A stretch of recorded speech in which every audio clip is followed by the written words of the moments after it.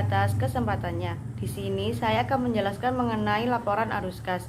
Laporan arus kas melaporkan ukuran arus kas untuk 3 aktivitas utama dalam bisnis, yaitu operasi, investasi, dan pendanaan.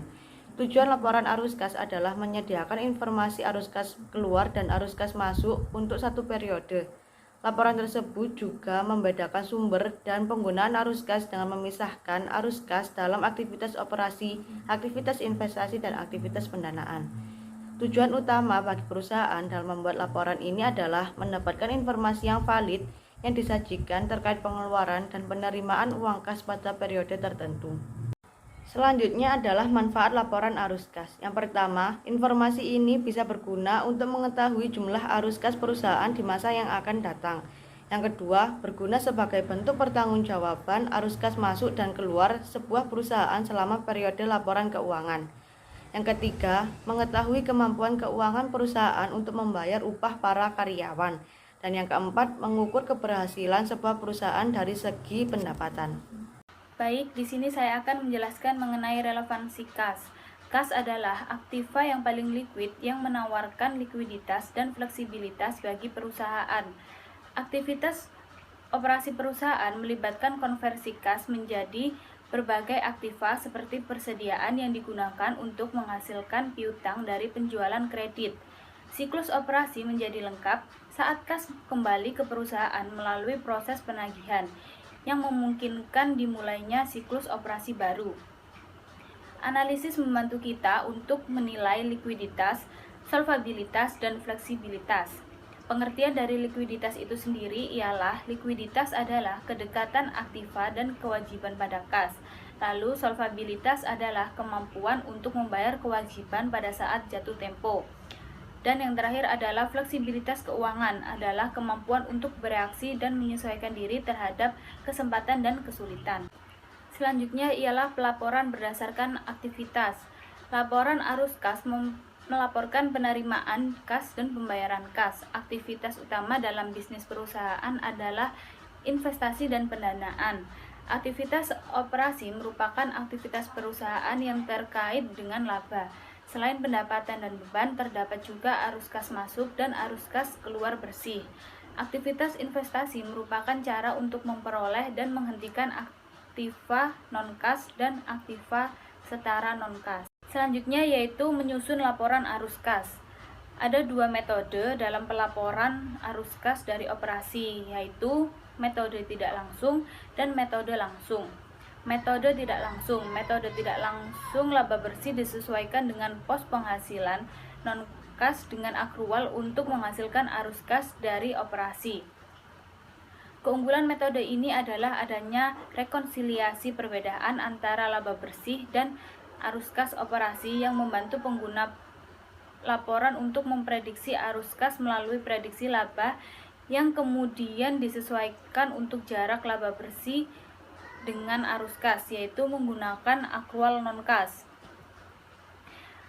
Metode langsung memiliki keunggulan dalam hal pelaporan sumber dan penggunaan kas yang ada pada laporan kas, di mana metode ini menggolongkan berbagai kategori utama dari kegiatan operasional. Sedangkan metode tidak langsung lebih memusatkan pada perbedaan laba bersih dan arus kas dari aktivitas operasi, sehingga dapat menunjukkan hubungan antara laporan laba rugi neraca dan arus kas. Analisis implikasi arus kas. Keterbatasan pelaporan arus kas meliputi yang pertama, tidak diharuskannya pengungkapan terpisah untuk arus kas yang terkait dengan pos luar biasa atau operasi dalam penghentian.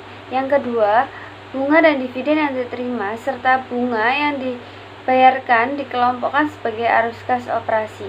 Yang ketiga, pajak dikelompokkan sebagai arus kas operasi. Dan yang keempat, pemindahan laba atau rugi penjualan aktiva tetap atau investasi sebelum pajak dan dari aktivitas operasi mendistorsi analisis atas aktivitas operasi dan aktivitas investasi. Interpretasi arus kas dan laba bersih.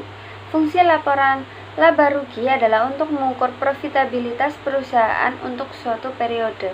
Laporan laba rugi mencatat pendapatan saat dihasilkan dan beban saat terjadi arus kas dari operasi merupakan pandangan yang lebih luas atas aktivitas operasi dibandingkan dengan laba bersih.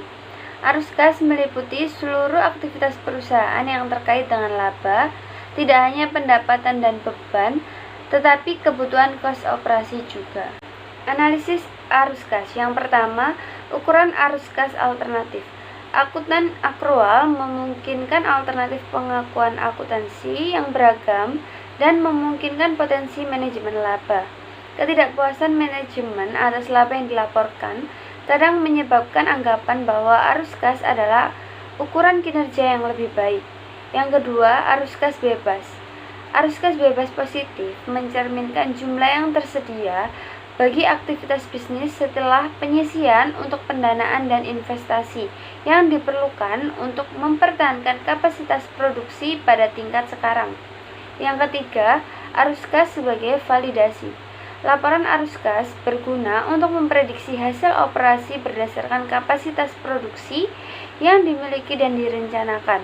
Laporan arus kas yang menyediakan petunjuk penting tentang kelayakan pendanaan pengeluaran modal, sumber kas dalam pendanaan ekspansi, ketergantungan pada pendapatan eksternal, kebijakan dividen di masa depan, kemampuan untuk memenuhi persyaratan utang, fleksibilitas keuangan untuk menghadapi kebutuhan dan kesempatan yang tidak diantisipasi, praktik keuangan oleh manajemen, dan kualitas laba rugi. Terima kasih atas kesempatannya. Sebelumnya perkenalkan, nama saya Andrea Sadetiandani dengan NIM 2019 310438. Di sini saya akan melanjutkan presentasi dari rekan saya. Saya akan menjelaskan tentang rasio arus kas khusus yang terdiri dari rasio kecukupan arus kas dan rasio investasi kas. Rasio kecukupan arus kas memiliki rumus, yaitu jumlah kas dari operasi selama 3 tahun, yaitu jumlah pengeluaran modal ditambah penambahan persediaan ditambah dividen tunai selama 3 tahun. Sedangkan rumus dari rasio reinvestasi kas yaitu adalah arus kas operasi dikurangi dividen. Sedangkan aktiva kotor ditambah investasi ditambah aktiva lain dan ditambah modal kerja.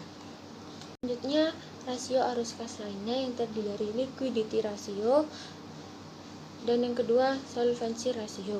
Liquidity ratio terdiri dari dua, yaitu current cash debit coverage dan cash dividend coverage.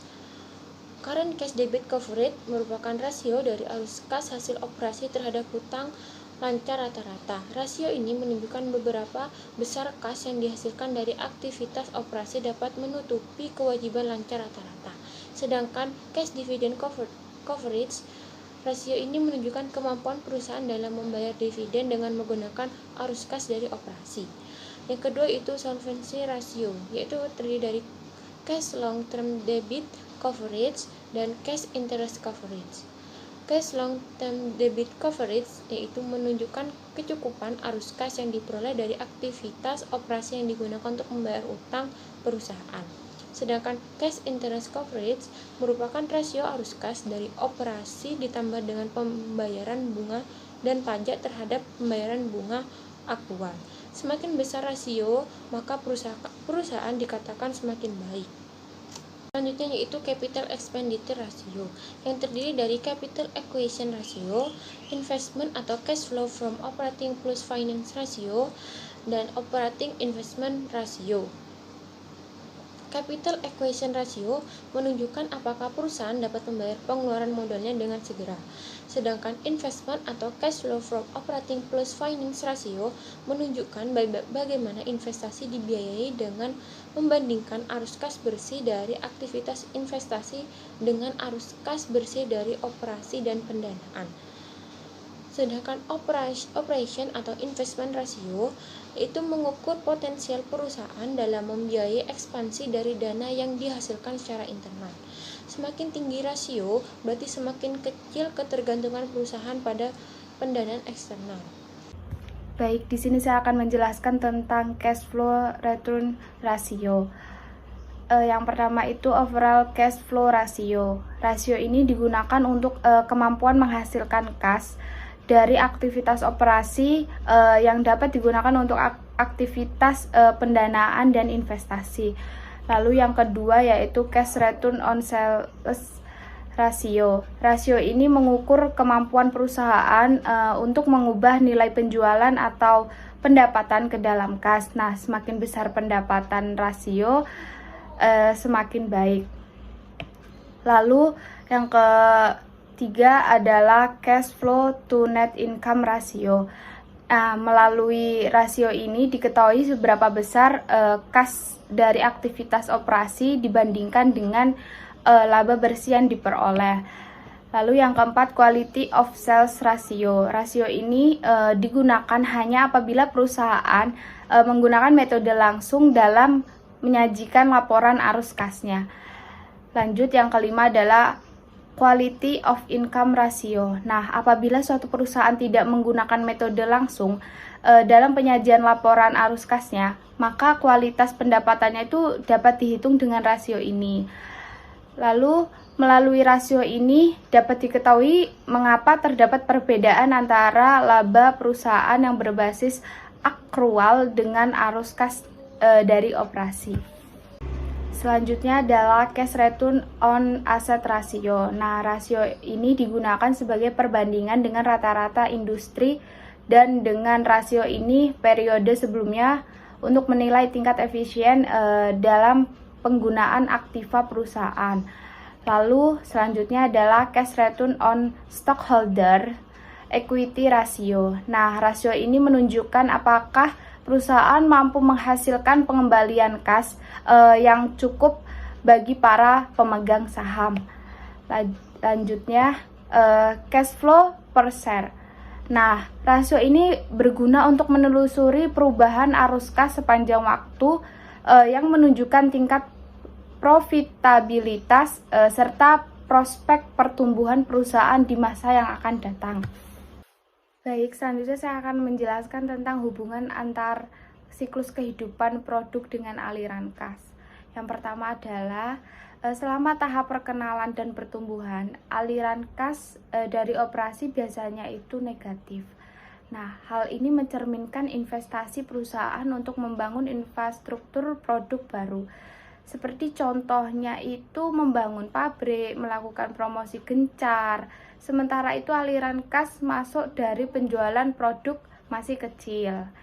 Lanjut, yang kedua adalah pada tahap pertumbuhan, produk mulai diterima oleh konsumen dan permintaan mulai tumbuh pesat. Pada tahap ini aliran kas masuk mulai meningkat. Tetapi investasi masih diperlakukan terutama untuk investasi pada piutang dan persediaan. Lanjut, yang ketiga adalah pada tahap pendewasaan, pola aliran kas berubah cukup drastis. Pada tahap ini aliran kas keluar tidak lagi besar seperti pada tahap-tahap sebelumnya. Karena pada tahap ini tidak diperlukan lagi investasi pada pembangunan kapasitas. Investasi hanya diperlukan untuk memelihara atau merawat pabrik. Lalu yang selanjutnya adalah pada tahap penurunan, aliran kas yang dihasilkan dari operasi dan investasi akan mengalami penurunan. Nah, sementara aliran kas keluar terutama dipakai untuk melunasi hutang karena adanya kecenderungan aliran kas negatif. Terima kasih. Baik, di sini saya akan melanjutkan presentasi dari rekan saya, yaitu perhitungan aliran kas.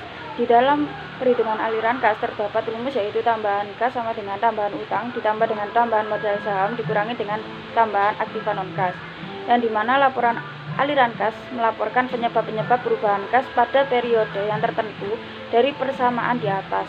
Kita bisa melihat bahwa perubahan kas sama dengan perubahan komponen-komponen neraca. Selanjutnya yaitu mengelompokkan perubahan-perubahan yang ada di dalam neraca. Di dalam laporan aliran kas, penyebab-penyebab tersebut dikelompokkan ke dalam penyebab karena investasi, perdanaan, financing, dan operasi. Tugas berikutnya adalah mengelompokkan perubahan-perubahan non-kas ke dalam salah satu dari kelompok di atas.